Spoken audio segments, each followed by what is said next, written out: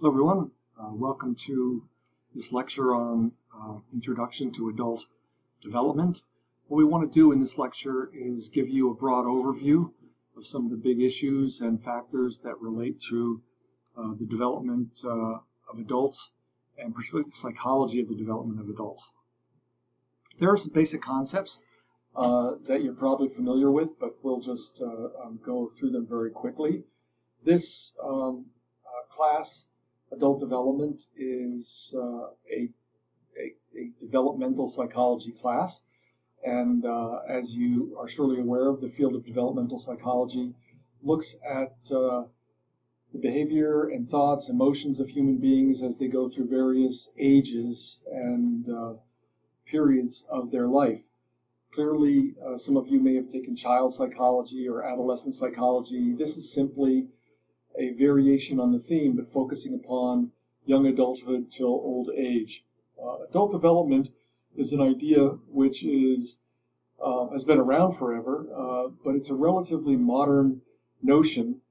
In the recent past, the understanding of development was that we developed as children, and maybe even we developed into adolescence, but once we became adults, we were done. But the idea of adult development is, no, we're not done. We continue to change, grow, evolve as we go through our young adult to middle adult to old age. There are all kinds of factors that affect that, but the human individual, the human person, is one that's constantly changing, not only physically, but psychologically, emotionally, spiritually.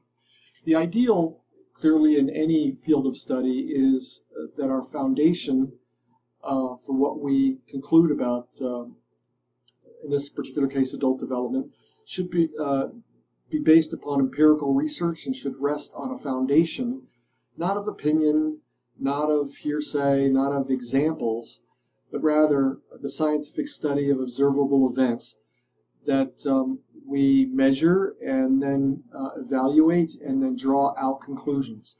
And indeed, that's ideally what we want every area of psychology or any field to be about, and particularly in this one, we're going to put our emphasis upon that. One of the things that we face in developmental psychology, and adult development is no different, is that we have to draw a balance between, on the one hand, the things that are true about human beings, or for instance, we may want to make broad general conclusions about adolescents, kind of think like this, or people in middle age tend to that. In other words, the study of any field is going to focus upon the commonalities that exist. And the reason we do that is so we can draw broad conclusions. We do this without thinking. We'll think of, oh, the terrible twos. This is when 2-year-olds, are acting this way, or, oh, teenagers. That's how teenagers are. What we're doing, obviously, is we're making broad generalizations, focusing upon the commonalities. But we should also remember that no two individuals are ever exactly alike. All of us are unique and have our individual differences. These are things that are unique to us. Clearly, we share them. So, for instance, I like Chinese food. There's plenty of other people that like Chinese food. But we can't say that all 59-year-old men like Chinese food. So the individual differences sometimes get lost in the shuffle in a class like this, because what we tend to do is focus upon the broad things that are true about, say, young adults or 70-year-olds or so on and so forth. And again, the question we would leave each one of us is, well, what makes you, you? What makes me, me? Clearly, there are individual differences, but when I compare those with plenty of other people in my cohort, or about my age or my gender or in my ethnicity, there are broad commonalities that we share. And so keeping that tension between the differences and the commonalities that we have is something that we'll try to do as we go throughout this course. There's a couple of big factors that we want to consider, and again, I suspect if any of you have had child or adolescent psych, this is a review for you. But one of the big say factors that we want to focus upon is this idea of stability versus change. Both are important.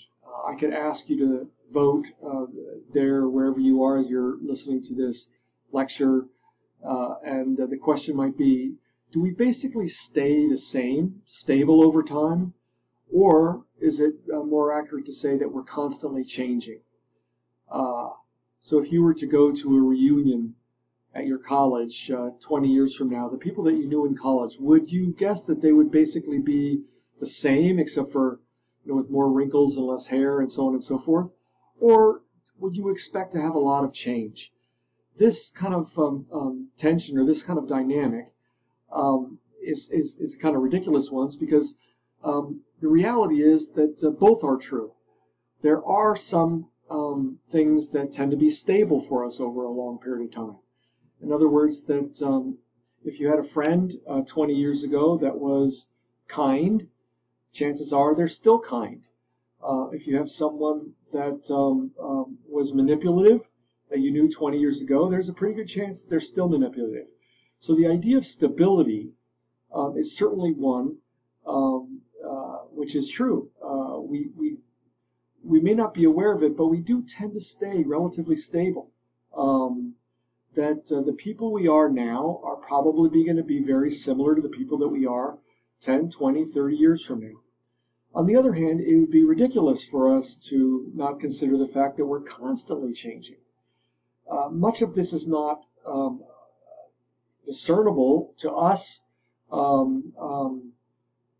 because the change is so gradual, and it's hard for us to see any big changes. But if you've ever had the experience of seeing someone that you haven't seen for 10 years, they may say something to you as like, "Oh man, boy, you've changed." The other day I was in the food store and I ran into a former colleague of mine that I haven't seen in about 5 years. And so when we were talking, he said, "Wow, he said something like, well, you still look good, but you've changed." And that was probably the kind thing to say. But we are always constantly changing. The factors in our lives, the environment that we're in, the way we think, the way we perceive are constantly changing. And perhaps the easiest way just to think about change is just our physical changes. Again, I'm looking at almost being 60, and so when I think of turning the big 6-0, I feel good, and everything seems to be similar. But clearly, I recognize that there are some things that I can't do nearly as well as I could do, say, 15 years ago or even 10 years ago. So we keep the stability versus change kind of dynamic in tension. And the answer is, yeah, we're always changing, and yet there's an inherent stability. Another factor that we want to look at is this idea of continuity versus stages. If you've had a bunch of other psychology courses, you know that psychologists tend to love stage theory. Freud had his 5 stages, and Erikson has his 8 stages, and Kohlberg has his 3 stages, and Piaget has his 4 stages. The idea of development going through stages is one that I think most of us would accept. We wouldn't expect, for instance, that a 2-year-old cognitively to be in the same stage as a 12-year-old cognitively. But stages are a way that we come at and focus upon the commonalities of 2-year-olds versus 12-year-olds. And clearly, we have to acknowledge that they're artificial.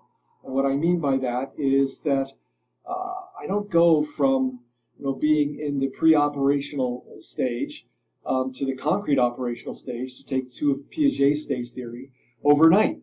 It's not like, one day I wake up and go, whoa, I'm in the concrete operational stage. Yesterday I was in the pre-operational stage. I moved. No, what happens really is that the changes that are apparent, perhaps, in the broad understanding of stages are gradual, are very, very continuous. we slowly change, we slowly evolve in terms of our cognitive abilities or our emotional abilities or whatever we're talking about. So that one day we may wake up and say, hey, I've changed a lot. I was really, really different a year ago. Well, it took a whole year for you to get from that point to this point, and maybe at no point during the year was it apparent, but as we look back, perhaps on previous stages, all of a sudden it seems like we've changed. So again, with continuity versus stages, there are stages of development, and there are some times where we make big, huge leaps that seem readily apparent. But we always have to remember that development is, by definition, always very, very continuous, very, very slow, and not so obvious in its outward appearance, but it's happening. We're always changing. A third factor that we want to consider here is what we call external versus internal change. As we've pointed out, we are changing constantly, and some of these things are readily apparent to other people, and sometimes they're more subtle, but we'll call these external changes. We look different. These changes are visible, or they're visible by the way we behave. If I gain 30 pounds, well, that's an external change. If I am 7 months pregnant, then that's an external change. The opposite, of course, is internal changes. These are things that are going on internally to us. I fall in love. I am much more anxious this year than I was last year. Now, clearly, my external changes sometimes are impacted by my internal changes. And it's obvious if I'm pregnant that something internal had to happen to me, and then it shows up externally. But the opposite is true too. External changes sometimes affect my internal reality.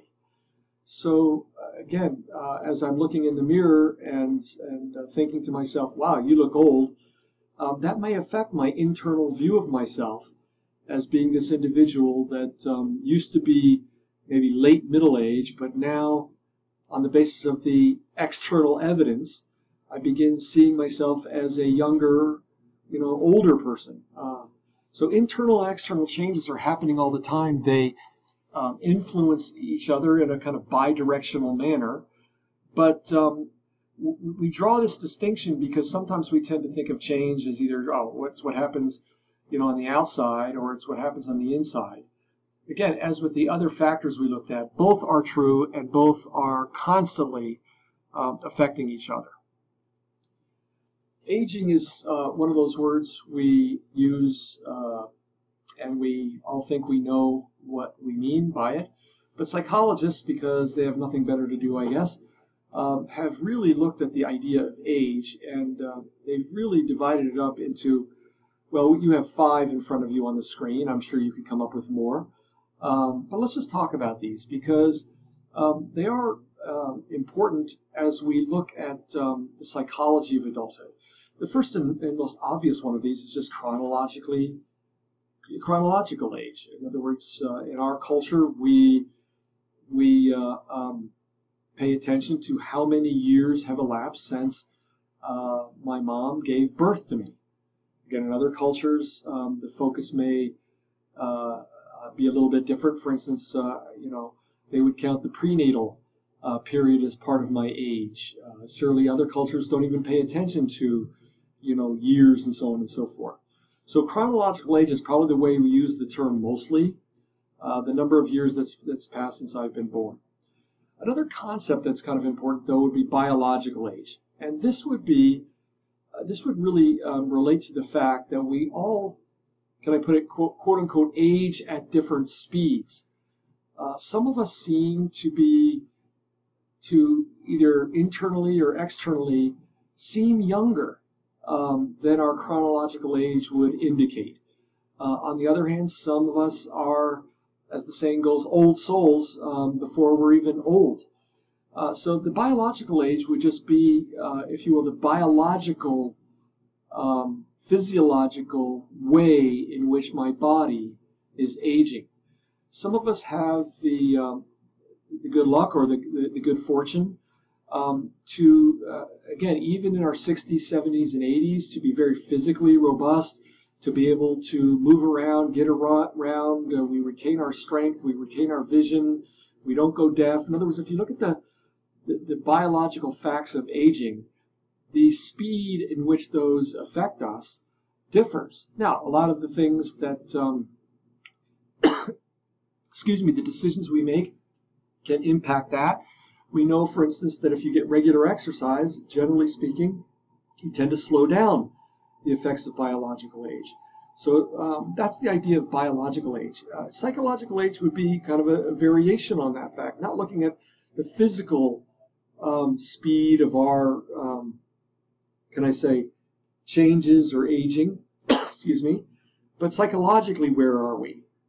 Again, there are some people that see themselves or act as older than their biological or chronological age would indicate. There are people that are young at heart, even though they're 70 years of age. So psychological age would just be our psychological capability and perception in terms of how we're compared with others at the same excuse me, chronological age. Social age would relate to the social roles that I play in terms of my responsibilities, for instance. So let's just take getting a job and being independent. Most of us would expect that part of adulthood is that we go through so and so many years of school, and then living with parents or other loved ones, and then we go out and get a job which allows us to be financially independent so that we can forge our own lives. So social age would just be to what extent am I living up to the responsibilities that my society, social roles expect. Now, not all societies are the same with regard to this, with regard to getting a job or being financially independent, or getting married, or having children, or retiring, or look at any number of the social roles that we play, and the age, social age would just relate to, am I appropriate for what my society expects? And finally, lastly, what we might call functional age. This would just be a combination of everything that would really seek to answer the question, how well am I functioning in the environment, context that I'm in, with regard to my social roles, with regard to my psychological ability to deal with changes and deal with the factors that influence my life, and along with physically. Clearly, all of these things relate to how well I am able to function as an adult, however actually old I am. Am I doing this very well, or am I doing this very poorly? Or for most of us, is there something somewhere in between? So as we look at aging, what we're really talking about is changes that occur to us as a function of time. And one way to look at this is what we call normative age-graded influences, normative history-graded influences, and non-normative life events. This is way more complicated than it has to be, but I want to scroll through these. If we look at what we call normative age-graded influences, these are just the influences on us that are linked to our day-to-day experience of getting older and what happens to us as we get older. And all of us have basically many normative age-graded influences. Our body is slowly disintegrating. There are differences that happen. If you eat well, if you exercise regularly, if someone is smoking or they're doing something. So it's the biological clock and the social clock as well. Depending upon the society we live in, we're treated differently as we're older as opposed to younger. We're treated differently on the basis of our roles. So By normative, we're talking about the expected changes or influences that happen to us as we get older and as those signs of aging are perceived by other people. There's the second category, which are normative history-graded influences. And again, these are the events that are going on apart from us individually as biological creatures and as social creatures. We live in a particular time. We live in a particular country. Things happen. Wars happen. Famine happens. iPhones are invented. And so the time period we live in, the cultural context we live in, the group of people that we live among, all of these are what we call history-graded influences. And again, if you are a millennial that's living in Minnesota as opposed to Mexico, as opposed to Mozambique, those are three different places. You're going to all share the fact that you're growing up or living at a certain time, but the fact that the cultures differ, the fact that the cohorts around you, the people around you differ, is going to be effective. But all of us live in the same history and are affected by the same, can we say, history and social context that we're living in. We hear a lot about our cohorts, baby boomers and traditionalists and Gen X and millennials and Gen Z. And clearly, this is simply an attempt to look at how our membership in a particular cohort sometimes is such that broad generalizations, for instance, can be made about boomers, baby boomers, as opposed to, say, millennials. And indeed, these can we say stereotypes or generalizations are not true for everybody, but it just reflects this history-graded normative influences that being a millennial means that you were raised at a certain time, you were raised in a particular context, which, all things being equal, may and surely does contribute to similarities in particular cohorts.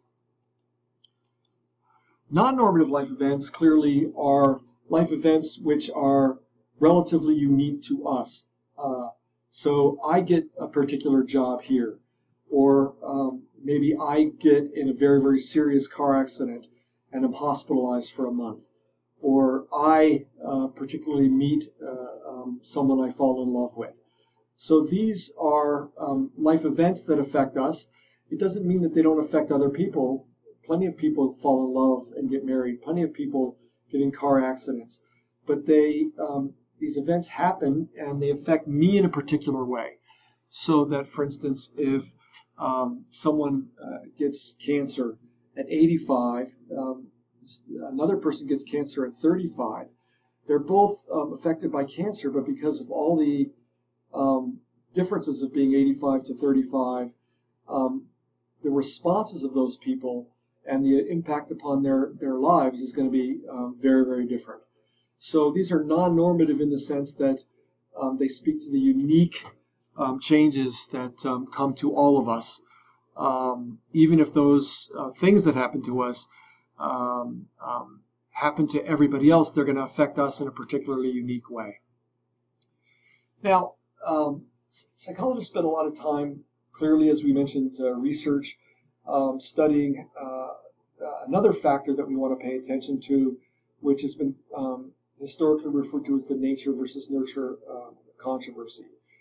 Clearly, the nature would relate to, broadly speaking, my genetics, the broad character traits or predispositions I inherit from having the particular mother and father I did. They each contributed 23 chromosomes, and so I have 23 pairs of chromosomes, which as they interact with each other produce the particularly unique genotype that makes up me, and you have one that makes up you. And so that would be the genetics. That would be the the nature part. The nurture part, of course, is how those genetics unfold depending upon my environment, from not just when I'm born, but even before I'm born. And psychologists have historically studied not only twins, but identical twins, particularly identical twins separated at birth and adopted by two different families, to study how this comparison of nature versus nurture, or genetics versus environment, tends to impact us as we certainly age. It's clearly true that environment is going to affect us, affect all of how aging happens. We know, for instance, that even identical twins that share the same genetics age differently as they get older, and the longer they've been alive, the more different identical twins look, the more different identical twins are in terms of thought processes, behaviors, and even in terms of physical aging. You can take two identical twins, and one is in a highly stressful environment and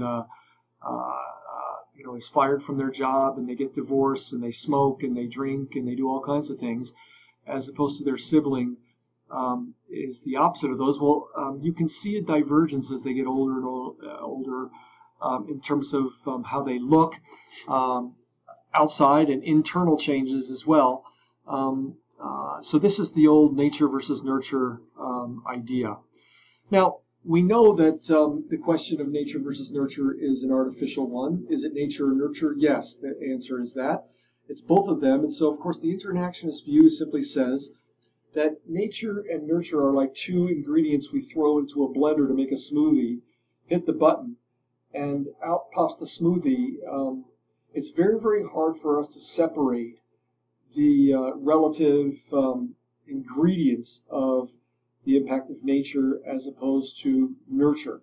And so in a very, very real way, they are inter-influencing each other constantly from the moment of conception. And here's where the huge increase in our understanding of epigenetic influences is that we used to think that the genetics was kind of like the hardware, and the environment was kind of like the software, and they work together. But just like a software virus can affect the hardware, it can cause your computer to crash, and so our environment is constantly affecting not the genes themselves, but how the genes express themselves. This is called DNA methylation. In other words, this is the chemical process in which environmental factors turn on and off switches on the genes the 25,000 genes that are in the 23 pairs of chromosomes we inherit, so that they express themselves differently. So, for instance, to give you a quick example of this, we know that, for instance, if you, let me give you an example with rats. If you take two genetically identical rats and you feed one a healthy diet and they get a lot of exercise, and the other sits around and watches a lot of rat TV and doesn't exercise and eats junk food, that one is going to be physically healthy and the other is going to be overweight and obese, and that's going to show up in their physical appearance. Well, we know that 2 generations later, from both those sets of rats, that behavior is going to show up in how those genes express themselves. In other words, think about it. When you're eating food, you're not just eating for yourself. And if you're pregnant, you're not just eating for 2. No, you're eating for not only your children, but also your grandchildren, we know, and may after that. In other words, that behavior now affects gene expression, certainly in the next generation. And with rats, we know at least in 2 or 3 generations. So it really changes the question. Is it nature or nurture? Now, nature and nurture, in a sense, are bound up in this inextricably complicated process in which both are affecting each other constantly in profound and very, very subtle ways. Now, we want to end this lecture with just 2 overall perspectives that tend to be most widely used in the study of adult development. And one is just called generically lifespan developmental psychology, and the other is called the bioecological approach. Let's just make some broad generalizations. So we've already alluded to this. The lifespan developmental approach is this idea that development happens constantly, ongoingly. We're never done. Once we're adults, it's not as if, okay, now you're an adult, you're done. No, we're constantly changing. We're constantly being influenced. From minute to minute, hour to hour, day to day, week to week, month to month, year to year, there's a constant process of change that's extremely complicated, that's lifelong, that has to do with the context we find ourselves in, and the multiple factors that tend to interact to affect us. I'm not going to talk about all of these now. You can read about these in your textbook. But these next two slides are just really focusing upon how complicated adult development is if we step back and consider it. And again, multi-directionality would just say that things wax and wane, things increase and decrease. At one point in my life, the relationship of my parents to me was extremely important. Other points almost negligible, and then they may go back though. And for instance, I may have an older parent that moves in with me, and all of a sudden that process of influence that my relationship, say, with my father has on me is going to increase and decrease. But there are hundreds and hundreds of these factors that are increasing and decreasing. We can see development as loss and gain, depending on how we look at it. There are losses, so-called, quote-unquote, and gains at every age and stage. I remember when my children were young, I got good advice from an older father, and he said to me, hey, try and savor your children and appreciate your children at every age. Try not to ever think to yourself, oh, I can't wait till they turn 5, or I can't wait till they're teenagers, or I can't wait till they go off to college. Because his point was every age has challenges and every age has joys. And if you're just focusing on the challenges and wanting to be done with them, you're going to miss the joys that a 2-year-old versus a 5-year-old versus a 12-year-old versus a 25-year-old brings. So we see that as loss and gain. Plasticity just refers to the fact that our ability to interact with the environment is constantly modified. I may go through a period of life where I'm quite shaken and quite affected and quite maybe depressed or anxious. And then I may go through a period of life where I'm growing and I'm feeling stronger and moving ahead and making decisions. So we are plastic, if I could put it that way. We're moldable. We're changeable. None of us is fixed. The idea of historical embeddedness is just saying that our development is always impacted by the historical and cultural contexts that we face.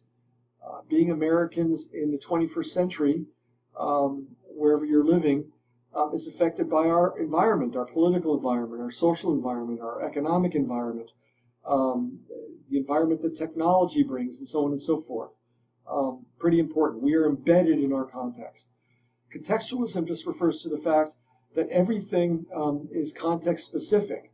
Again, you and I all share the same historical environment, but if your context is that you live in the Bronx, and my context is that I live in suburban New Jersey, your context is at least affected by the fact that you have a job here and I have a job there. You go to this church as opposed to that church. You have a big family as opposed to my family. My children are all grown up and I'm divorced. So contextualism tends to be pretty important.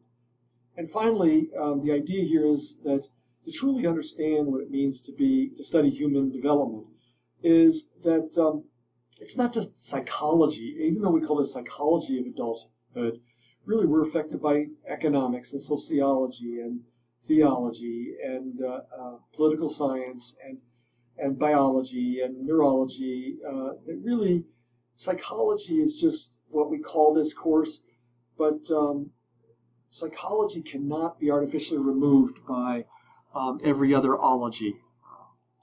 And finally, in conclusion, we want to talk about the main model we use when we look at adult development. It's Yuri Bronfenbrenner's bioecological model.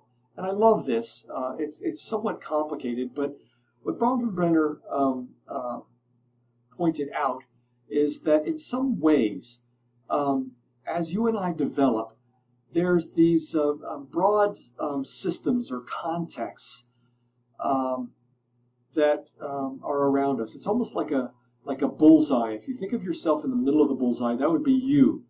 And then the immediate ring around you is these are the things that influence you the most. And then there's a larger ring, and then a larger ring beyond that.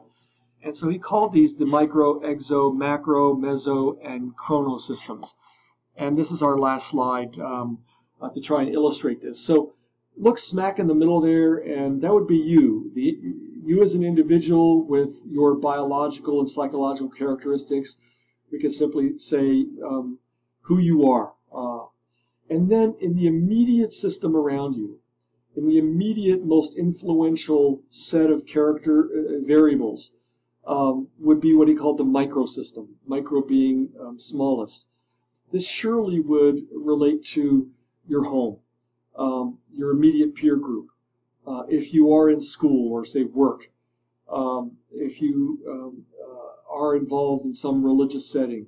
Think of all of the immediate influences around us. That would be your microsystem. And those things, to some degree or other, are the boundaries for our general mesosystem. So that I have a peer group, but my peer group, there are some people in my peer group that influence me greatly, and there are some people that influence me less. And those, by the way, move back and forth. There may be periods of time where I'm very, very involved, for instance, in some activity or ministry in church, and then maybe less so for other periods of time. So the microsystem and mesosystem in some ways have the same influences that wax and wane in terms of what's a more intense specific impact and influence on me and what's a more general one. And then going to the exosystem, these would be the things around me.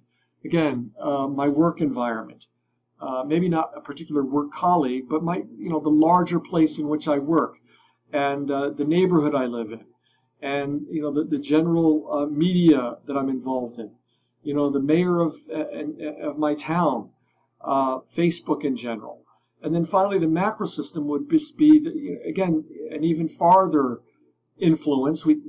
That's harder to see a direct impact upon me as the individual. The political system in the country or the state that I'm in, the broader culture of the world, the broader conditions. Is the world in a economically vibrant period of time, or is there economic hardship everywhere? Is there a world war going on? So the bioecological model just simply gives us a model to say you and I are in the middle, and there are varying, can we say, waves or echoes of influence. The ones most impactful on my day-to-day experience, growth, change are in the middle, and as I work my way outward in the circle, we can never say that these things don't impact me, and there may be, for instance, there may be, a huge, if an asteroid hit the Earth, obviously I'm not concerned about asteroids. Asteroids don't affect me much at all, but all of a sudden that may hugely enter into not only my exosystem, macrosystem, and mesosystem, but right smack into the microsystem, and everything may change. The chronosystem would just simply say that all of this takes place within a context of time. So all of these impacts, whether micro, meso, exo, or macro, are happening within time. And time in all of its levels.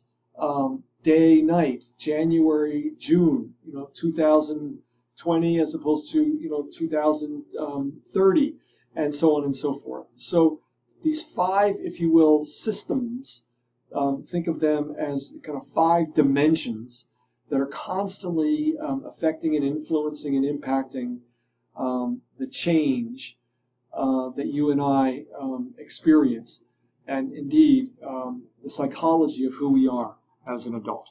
Thank you for listening, and we will see you next time in the next lecture.